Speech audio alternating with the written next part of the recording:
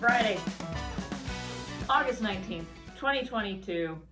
And here's what's shaking at the Almond Alliance. I'm Aubrey Bettencourt, President and CEO of the Almond Alliance, the voice of the almond industry and community in California, Washington, D.C., and beyond. Do you know how hard it is to remember the date every Friday? I gotta tell you, sometimes it's just... But that all being said, it's been a busy couple of weeks. We are in the throes of the end of the legislative session in Sacramento, and our team is boots on the ground. We are tracking a number of priority bills, specifically in the water space, as well as across some air quality issues we're keeping a close eye on and actually actively working on. You can catch those updates and where our position is on some of this legislation if you are getting our industry alerts and you are a member. So make sure, if you are currently a member and you want to keep getting those updates, that you renew your membership, which we are in the process of membership renewals, should be in your mailbox. If you haven't received it yet, please call the office. And if you are interested in getting more of that insider info, what's really going on the ground in those regions, in those locations, and by locations, I mean in Sacramento or in Washington, D.C., double yikes. You want to make sure you become a member of the Almond Alliance.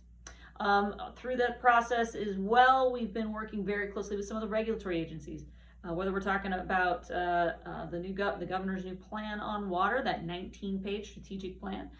We are going through that with a fine-tooth comb. We have found some places of opportunity, and we're working through it. We're also talking already in motion before that 19-point plan came out, 19-page plan came out, with our partners across a number of water districts and agencies and GSAs, looking at what they need and how we're making sure to get those resources to them, either from a management standpoint, a policy standpoint, or a financial standpoint. We're looking across both state and federal. We're looking at those infrastructure dollars. We're looking at different permitting processes. Chatter about that even coming out of Washington right now, about streamlining certain permitting around infrastructure related to energy. I think hydropower is energy, right? Similarly, we've been talking to the Department of Water Resources and really working with them with regards to some of our hotspot places in the valley and up and down the state. So that's on that side of things.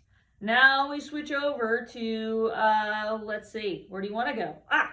We've also been working with a number of working groups around sustainable pest management, a place that almonds have been leading in for 50 years in terms of our own grower-funded research into various technologies and pest management practices around pest management, both using chemical and non-chemical forms. So we've been working with our partners both in industry and across to really provide some good insight with regards to what we could be doing when industry leads in these places and making sure that we are getting credit for the leadership that we've had. We've been leaders in this space for a very long time, and we want to make sure that our state officials are listening when we talk about it because we have the street cred to go with it. Similarly, we have had on the federal side the the Inflation Reduction Act. Now, why are we paying attention to the Inflation Reduction Act? Besides the fact that it just ate up a lot of news space this week, it actually has chapters in there with regards to drought and to USDA.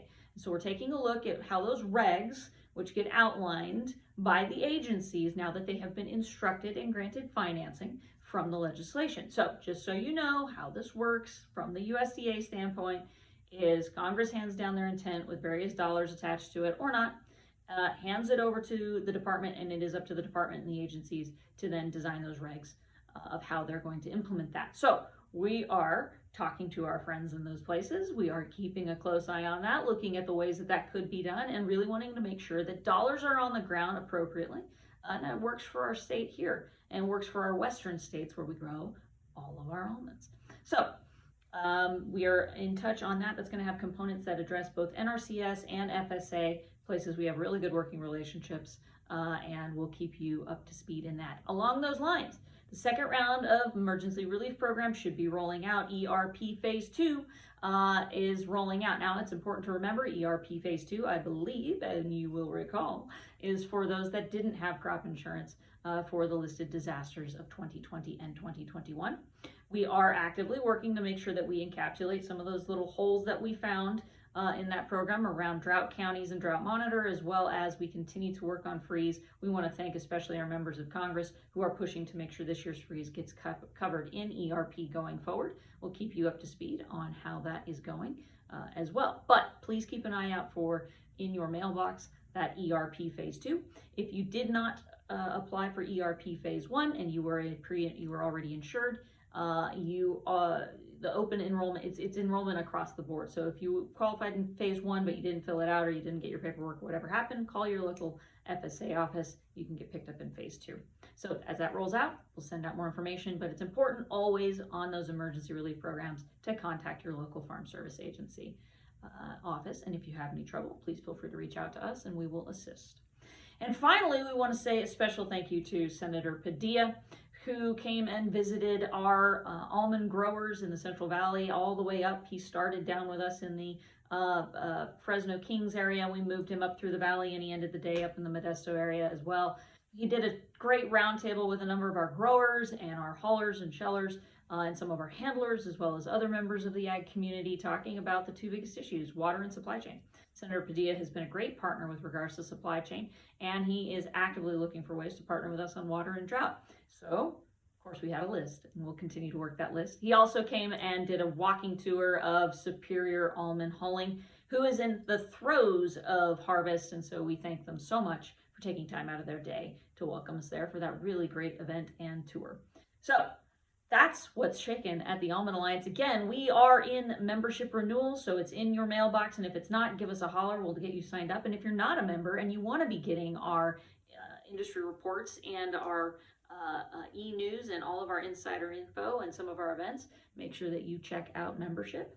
You can contact us here at the Almond Alliance. Visit almondalliance.org.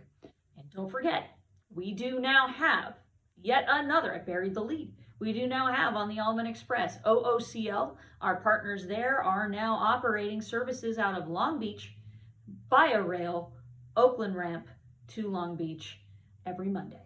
If you want more information, please reach out. We'll get you directly connected, and those rates should be updated in existing contracts through SCTC if you are a member, and you can always book direct if you need contact for OOCL or MSC or CMA CGM to get on that Union Pacific Almond Express from Oakland to Los Angeles and Long Beach and beyond. Please reach out to Almond Alliance and almondalliance.org. You take care, have a good weekend, and we'll catch you later. Happy harvest.